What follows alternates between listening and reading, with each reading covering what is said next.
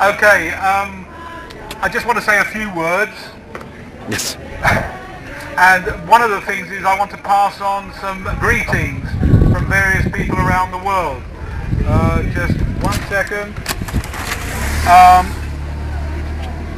Raffaele Carcano, who is Secretary of the Union of Atheists and Agnostics and Rationalists in Italy, sends his greetings and solidarity to us. Hope Knudsen, the President of SIDMENT, the Icelandic Ethical and Humanist Association. Roy Speckhart, the Executive Director of the American Humanist Association, sends his best wishes and says he wishes he could have been with us, as does Dan Barker and Annie Laurie Gaylor from the Freedom from Religion Foundation in the United States. I just thought I'd like to pass on those greetings to us.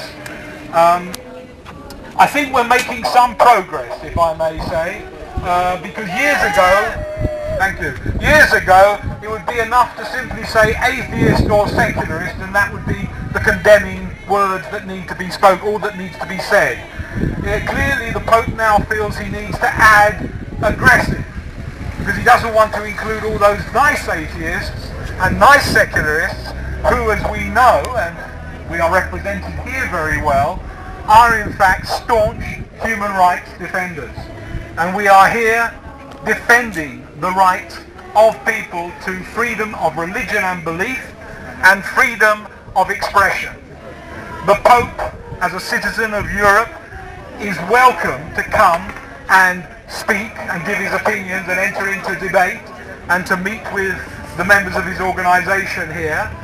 But what is atrocious, and when I say welcome, I mean he is entitled to do so. What is atrocious is that our government should be honouring this person. I think I wouldn't in any way want to try and better the intellectual explanation of things that Peter Tatchell has done so well. And I don't know whether you've seen his documentary on Channel 4 recently, but if you haven't, I certainly would recommend that you go to the reviewing site on Channel 4 on the web and get to see it. It is a brilliant documentary, and his courage is extraordinary, and I wish to pay tribute to that. I also wish to pay tribute to this man on my left here, Marco Trancino, who is also a committee member. Absolutely. He has been an incredible driving force behind the Protest the Pope campaign. I wish to thank, of course, the local group here, whose title I can't quite remember. Richmond Coalition Against the State Visit. Richmond Coalition Against the State Visit. Thank you for inviting me to speak. I think that when it comes down to it, what we're talking about here is often a war of words and the mangling of words by certain people. The truth is that this Pope is a prince of the Enlightenment, and that we are here defending the Enlightenment. The Pope and the Vatican are a powerful economic and political force which actually should be disestablished. They should not be allowed to have that influence in the political arenas of the world, but they do have. So one can well understand some years ago that a certain Prime Minister no doubt thought it would be a good idea to offer this, to extend this visit. I mean, our real argument, or one of the real arguments that we're on about here, is the fact that our government has decided to offer this invitation and to ask this man to come here. And that's one of the real shames. We don't want him here. That's true. I mean, although if he were, somebody shouted, we don't want him here, and of course we don't want him here under these circumstances. And if he were to come here and want to seriously engage, then every one of the arguments that he puts forward, and of course he doesn't want to engage, but every one of the arguments that he puts forward are really awful. And again, there are many good things that many good Catholics do. Of course, we are not against the good things that Catholics do, or the good things that anybody does. It's the bad things that we're opposed to.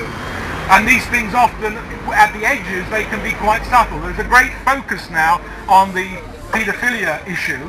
Prosecute the paedophile priests is a slogan in front of me here.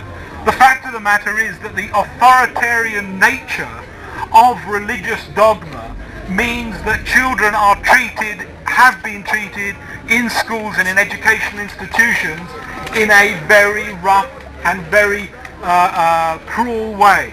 So we're not just talking, I mean, the extreme is the sexual abuse. What about the beatings? What about the tying back of hands when you happen to be left-handed?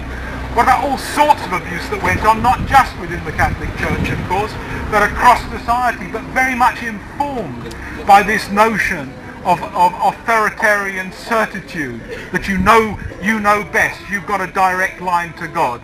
Well, in this country, we're not too happy with the idea of the divine right of kings, and yet we've just given an honoured welcome to one of the last absolute monarchs reigning in Europe, and that's a shame. Shame! I think I've said enough. My voice is going. Thank you very much for listening to me. Bye-bye.